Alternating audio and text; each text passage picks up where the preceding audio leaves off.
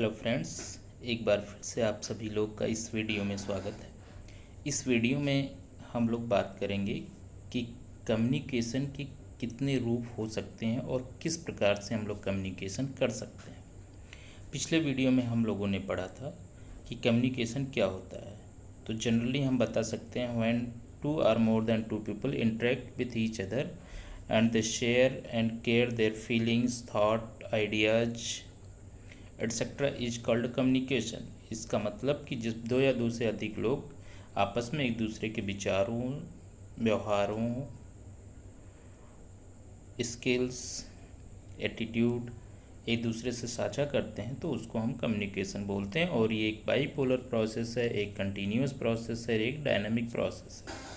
अब हम समझेंगे कि ये जो कम्युनिकेशन है ये किस प्रकार के रूप में चलता है और इसके रूप क्या हैं या इसके आयाम क्या क्या हैं। कम्युनिकेशन बेसिकली अगर कोई किसी चीज़ से कुछ कम्युनिकेट कर रहे हैं तो वो हम दो फॉर्म में कर सकते हैं, एक वर्बल कम्युनिकेशन, एक non verbal communication. Verbal communication जिसका मतलब शाब्दिक कम्युनिकेशन बोलते हैं, शाब्दिक संचार बोलते हैं। नॉन वर्बल अशाब्दिक संचार बोलते हैं, अशाब्दिक संप्रेषण बोल सकते हैं। जैसे मैं कम्युनिकेट कर रहा हूँ, ये एक वर्बल कम्युनिकेशन है। वर्बल कम्युनिकेशन को भी दो पार्ट में क्लियर किया जा सकता है, oral communication and written communication. मैं बोल रहा हूँ, आप सुन रहे हैं, तो ये एक ओरल है किसमें हम लोग केवल एक स्पीच डिस्कशन कर रहे हैं, टॉक कर रहे हैं। हम अपनी इन्फॉर्मेशन को डिबेट के फॉर्म में, हम अपनी इन्फॉर्मेशन को डिबेट के फॉर्म में, कॉन्फ्रेंस के फॉर्म में, सेमिनार के फॉर्म में आप तक पहुंचा रहे हैं, आप तक बात अपनी कन्वे कर रहे हैं, तो ये ओरल होता है। ओरल में क्या होता है, मौखिक आप चीज़ों को कहते हैं। उसके बाद रिटन होता है। रिटन की जैसे कि इसका एक एग्जांपल देते हैं कि दृष्टि टीम को नीड थी कि एक अच्छी फैकल्टी मिले टीचिंग एप्टीट्यूड या नेट के पेपर फर्स्ट के जो भी कंपोनेंट है उसको पढ़ाने के लिए। तो उसने ऑनलाइन अपना डिस्प्ले किया यूट्यूब चैनल पे कि मुझे इसकी आवश्यकता है, और लोगों ने पढ़ा, उसके हिसाब से सीवी भेजा। तो ये क्या है, रिटन कम्युनिकेशन है। पेपर पढ़ते हैं हम लोग, रिटन कम्युनिकेशन है। जो भी चीज़ें जिसमें वर्ड्स, सिंबल्स यूज किए जाते हैं वो सब रिटन कम्युनिकेशन में आते हैं। देन आता है नॉन वर्बल कम्युनिकेशन।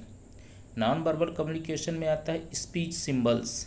जो सिंबल होता है जिसके द्वारा हम चीज़ों को आइडेंटिफाई कर लेते हैं, वो visual contacts and facial expressions, tactile contact, दृश्य संपर्क आता है। चेहरा से कोई अभिव्यक्ति, जो फेशियल एक्सप्रेशन, जैसे कोई आपको थैंक यू बोला, कोई आप जा रहे हैं और किसी से आपने हेल्प मांगी और वो आपका काम कर दिया, तो फिर एकदम बोलते हैं थैंक यू या थम्स अप।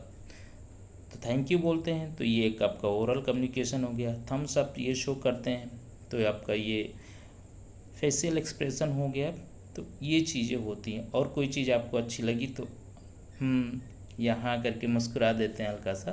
तो ये सब चीज़ें नॉन वर्बल कम्युनिकेशन में आती हैं, राइट। तो आई थिंक ये समझ में आ गया होगा। और नॉन वर्बल कम्युनिकेशन में कोई भी लैंग्वेज यूज नहीं की जाती है, बस eye contact, symbolic, speech symbol use किए जाते हैं। और ये ज़्यादा से ज़्यादा, सबसे ज़्यादा उपयोगी है ये स्पेशल चिल्ड्रन, जैसे जो बच्चे हियरिंग इम्पेयरमेंट से ग्रसित हैं उनके लिए भी इम्पोर्टेंट है, जो मेंटली रिटार्डेड हैं उनके लिए। तो ये जो स्पेशल चाइल्ड है उनके लिए ज़्यादा उपयोगी है, राइट। तो यहाँ से समझ में आया कि ये जो इसके फॉर्म है कम्युनिकेशन, 3 फॉर्म में हो सकता है। अब इसके आगे हम लोग थोड़ा सा बात करते हैं टाइप्स ऑफ कम्युनिकेशन। तो इसकी कई फॉर्म है, कई टाइप्स है कम्युनिकेशन के। उसमें पहला टाइप्स है, कई बेसिस हैं जिसके आधार पे हम कम्युनिकेशन को कई पार्ट में डिवाइड कर सकते हैं।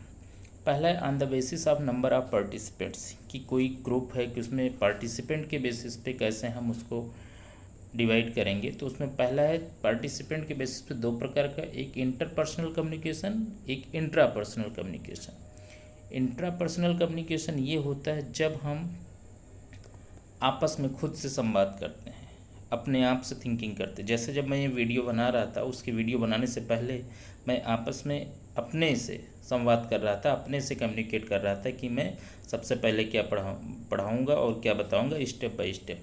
जब आप अपने आप से किसी भी चीज़ को सोचते हैं और स्टेप बाय स्टेप अपने आप से संवाद करते हैं और एक कंक्लूजन पहुंचते हैं, तो वो होता है कम्युनिकेशन इंट्रापर्सनल। इंटरपर्सनल क्या होता है, जब हम या दो से अधिक लोगों से कम्युनिकेट करते हैं तो इंटरपर्सनल हो जाता है। तो ये कम्युनिकेशन का डिवीजन किया गया on the basis of participant, दो प्रकार के होते हैं। उसके बाद आता है एक कम्युनिकेशन आता है मास कम्युनिकेशन। मास कम्युनिकेशन की मतलब जब एक ही व्यक्ति एक बड़े समूह, एक बड़े समाज को संबोधित करता है तो उसको मास कम्युनिकेशन कहते हैं। जैसे टेलीविज़न हो गया, टेलीविज़न पे बैठ के हम पूरा, जैसे टेलीविज़न में जब माननीय प्रधानमंत्री जी अपने मन की बात कहते हैं तो उससे बहुत सारे लोग सुनते हैं और बहुत सारे लोग देते, या कोई भी शो है जब वो एक ही व्यक्ति द्वारा बहुत सारे लोग को पहुंचाया जाता है तो उसको मास कम्युनिकेशन मतलब जनसंचार बोलते हैं। टीवी हो गया, इंटरनेट हो गया, बुक्स हो गई, न्यूज़पेपर होंगे, ये सब मास कम्युनिकेशन के अंतर्गत आते हैं। अब दूसरा जो इसका डिवीजन है, communication on the basis of direction flow, दिशा निर्देश के अनुसार कम्युनिकेशन किस प्रकार का होता है, कितने प्रकार का होता है। इसको हम दो पार्ट में डिवाइड कर सकते हैं, वर्टिकल कम्युनिकेशन और हॉरिजॉन्टल कम्युनिकेशन। वर्टिकल कम्युनिकेशन को हम दो पार्ट में डिवाइड कर सकते हैं, upward communication, downward communication. Upward communication को बोलते हैं आरोही, डाउनवर्ड को बोलते हैं अवरोही। इसमें क्या होता है, upward communication moves from subordinate staff to superiors. जैसे मान लीजिए दृष्टि एक टीम है, इसमें कुछ सुपीरियर अथॉरिटी हैं, कुछ लोअर अथॉरिटी हैं, सबऑर्डिनेट अथॉरिटी हैं। तो जब कोई बात सबऑर्डिनेट अथॉरिटी सुपीरियर अथॉरिटी से बोलती है तो उसको बोलते हैं, उनके बीच जो कम्युनिकेशन होता है उसको बोलते हैं अपवर्ड डायरेक्शनल कम्युनिकेशन। जैसे इसका एक एग्जांपल और ले सकते हैं, मान लीजिए कि दृष्टि में कई सेक्शन है, टेक्स्ट बुक सेक्शन है, एग्ज़ाम सेक्शन है और टीचिंग सेक्शन है।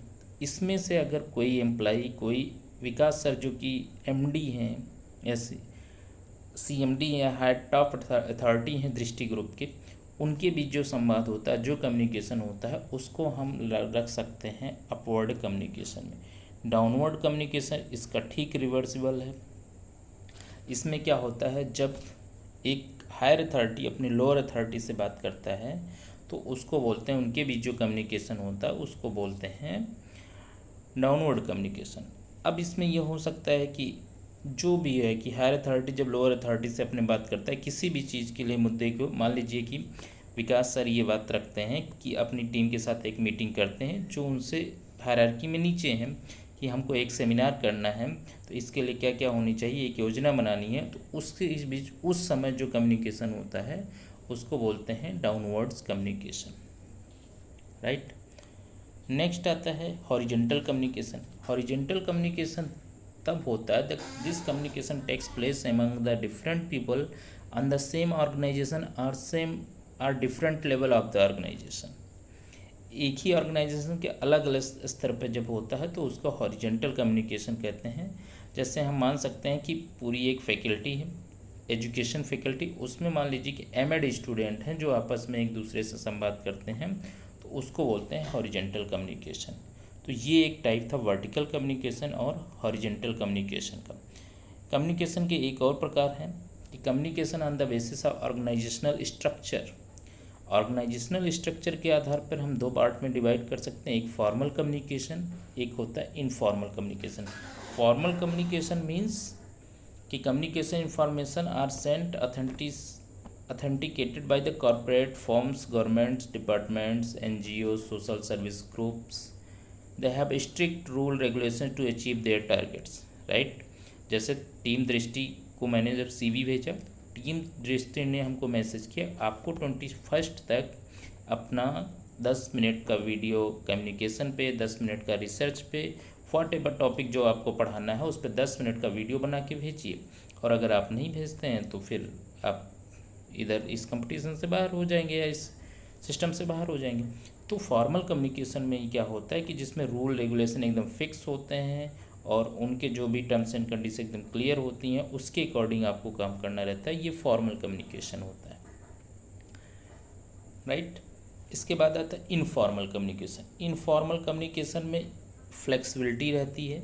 जैसे हम लोग जनरली फैमिली में जो कम्युनिकेशन करते हैं, आपस में जो दोस्तों के साथ जो कम्युनिकेशन करते हैं, इसमें बेसिकली जेस्चर, साइलेंस और जो भी एक नॉर्मल कम्युनिकेशन होता है जिसको हम अपने घरों में यूज करते हैं, उसमें इनफॉर्मल कम्युनिकेशन होता है। देन एक और क्लासिफिकेशन है external communication, internal communication on the basis of environment. External में जो हम अपने ऑर्गेनाइजेशन से बाहर कुछ लोगों से बातचीत करते हैं तो उसको एक्सटर्नल कम्युनिकेशन, और जब अपने ही ऑर्गेनाइजेशन के अंदर लोगों से कम्युनिकेशन करते हैं तो उसको हम बोलते हैं इंटरनल कम्युनिकेशन। आई होप कि ये सब चीज़ें कुछ क्लियर हुई होंगी। तो ये थे क्लासिफिकेशन जो है कम्युनिकेशन के। तो कम्युनिकेशन के बारे में हमने इतना पढ़ा और आई थिंक कि अब क्लियर होगा। मिलते हैं नेक्स्ट वीडियो में, तब तक के लिए नमस्कार, धन्यवाद।